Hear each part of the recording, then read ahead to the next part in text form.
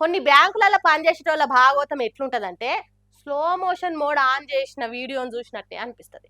2 నిమిషాలలో చేసే పనిని 2 గంటలు చేస్తుంటారు.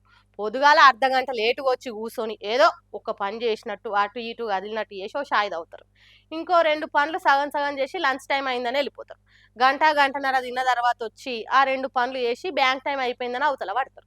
మరి ఈ వీళ్ళు కూడా గసొంటోళ్ళేనో లేకుంటే ఆ బ్యాంక్ మేనేజరో మంచోడు కాదో గాని ఏం జరిగిందో చూడు. సీత బాధ సీతది పీత బాధ పీతది అన్నట్టు బ్యాంకులలో పనిచేసేటోళ్లకు ఎప్పుడు టైం అవుతుందా, ఎప్పుడు బయటపడి బండి స్టార్ట్ చేసి ఇంటికి పోదామా అని చూస్తే బ్యాంకు మేనేజర్లు మాత్రం భరించలేనంత టార్గెట్లు అనే బరువులు మోసుకుంటా బాధపడుతుంటారు. ప్రెషర్ కుక్కర్లో పెట్టి ఉడికిచ్చిన దానికంటే ఎక్కువ ఒత్తిడి ఉంటది.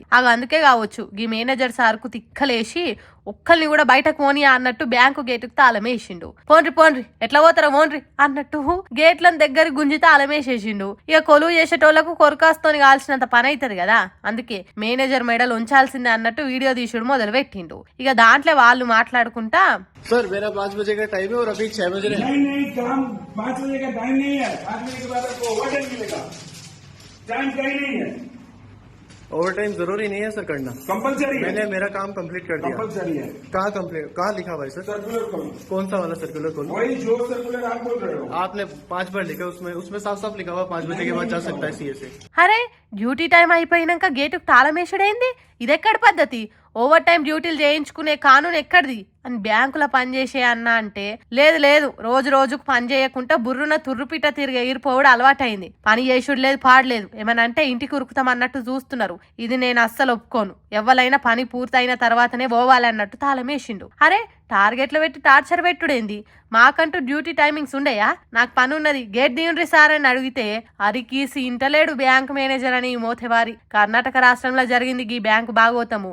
ఈ ముచ్చట మీద పబ్లిక్ తీరొక్క తీరు కామెంట్ల కాల్వలు వారిస్తున్నారు. ఇట్లా కొలువు వేసేటోళ్లను బలవంతంగా బంధించుడు తప్పని కొంతమంది అంటే, కొంతమంది బ్యాంక్ ఎంప్లాయీస్ అనేటోళ్లు టైం పాస్ కోసం డ్యూటీలు చేస్తున్నట్టున్నారు.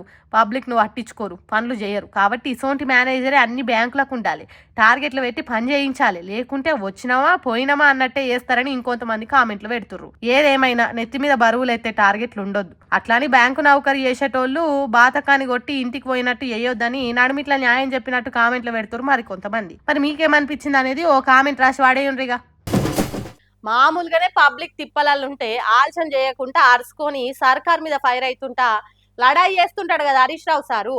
మరి ఆరోగ్య శాఖకు మంత్రిగా చేసిన లీడర్ కూడా కాబట్టి ఆ శాఖలు అవుతున్న ఆగం కథల మీద ఇంకింత గరమైంది. ఇట్లా బాలింతల్ని కూడా బాధలు పెట్టి కాన్పు కోసం వస్తే కన్న కష్టాలు పెడుతురు ఎందుకు ఇట్లా అని ఉన్న ముచ్చట ముంగటేసి దాముకాన్లనే దగడు కొట్టించిండు. ఇట్లా అరే పచ్చి బాలింతల పానాలకు కూడా రక్షణ లేకుండా పోయిందిగా రాష్ట్రంలో అనుకుంటా రఫ్ అండ్ టఫ్ గానే అరుచుకున్నాడు మాజీ మంత్రి హరీష్ రావు. ఈ నెల 13 తారీఖు నాడు బాన్సువాడ మాతా శిశు దవాఖాన్లా ఆపరేషన్ అయిన బాలింతలకి పానం కింద మీద వరకలా నిమ్సుకు పట్టుకొచ్చి రాలని ఇక వాళ్ళతోని ఇంటోలతోని మాట్లాడి ధైర్యం చెప్పిండు హరీష్ రావు సారు.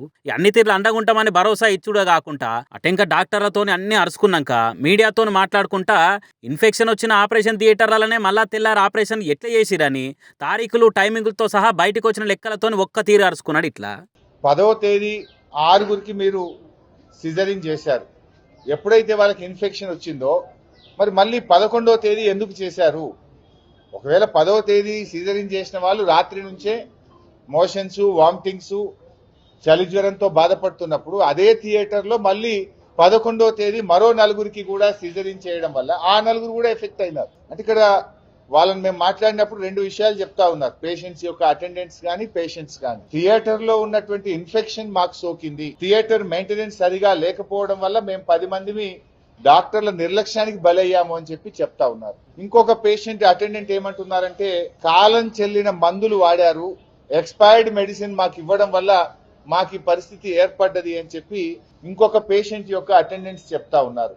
ఇక పట్టణంలోనే ఇట్లుంటే జిల్లాలో ఇంకా ఘోరంగా ఉంది దవాఖాన్ల పరిస్థితి అనుకుంటా. భద్రాద్రి కొత్తగూడెం జిల్లాలో కూడా బాధ అనిపించే ముచ్చటైంది అనుకుంటా. ఆ కేసు గురించి కూడా చెప్పింది. ఇట్లా ఈ మధ్య మనం అక్కడ కూడా చూసాం. ఇక్కడ భద్రాద్రి కొత్తగూడెం జిల్లాలో డెలివరీకి వెళ్ళినటువంటి మహిళను జాయిన్ చేసుకోకపోవడం, బెడ్ ఇవ్వకపోవడం వల్ల నిలబడే బిడ్డకు జన్మనిచ్చినటువంటి హృదయ విదారకమైనటువంటి సంఘటనలు కూడా ఈ రాష్ట్రంలో జరుగుతా ఉన్నాయి. ఒక్క తానని కాదు, ఒక్క ఊర్లను కాదు, అన్నిటికాడ ఆగమాగమే ఉందనుకుంటా. ఖమ్మంలో మైనర్ బుజ్జి మీద అఘాయిత్యం జరిగిన ముచ్చట మీద చెప్పుకుంటా అరే మేం మాట్లాడేదాకా అత్తపత్తా లేరు పవర్లు ఉన్న లీడర్లు అని కాంగ్రెస్ సర్కార్కు కర్రుగాసి వార్త పెట్టినట్టు మాట్లాడింది. ఇట్లా ఖమ్మంలో ఒక మైనర్ బాలిక రేప్ జరిగితే ఆ రోజు కూడా బీఆర్ఎస్ స్పందించేదాకా ప్రభుత్వం రాలేదు. మేము రాగానే హడావిడిగా సీతక్కలు, తుమ్మల గారు, ఇంకోరు మా వెంటనే వాళ్ళు వచ్చింది తప్ప అప్పటిదాకా ఎవరు రాలే. ఆ అమ్మాయి కూడా ఇంకా కూడా ఆసుపత్రిలోనే ఉంది. ఆ అమ్మాయిని కూడా పరామర్శించాం, ఆ పసిపాపను కూడా మాట్లాడినాం. ఆ అమ్మాయి పాపం కాళ్ళు నిలబడే పరిస్థితి లేదు. ఆ అమ్మాయి తన కాళ్ళ మీద తాను నిలబడడం ఇంకా కష్టమే అని చెప్పి డాక్టర్లు చెప్తా ఉన్నారు. ఇగో ఇట్లా శలనం లేకుండా పాలన చేస్తున్నారు అనుకుంటా సే పార్టీ సర్కార్కు సొట్లు పెట్టుకుంటేనే బాధితులకు బాజాప్తే న్యాయం చేయాలని డిమాండ్ చేసిండు. మరి హరీష్ రావు చెప్పిన మాటలతోనన్నా దెబ్బ దవాఖాన బాట పట్టి తిప్పలు తీస్తే మంచిగా ఉండి అనుకోబట్టిర్రు. నిత్య ఇసొంటి ముచ్చట్లు మస్తు చూస్తున్న జనాలు.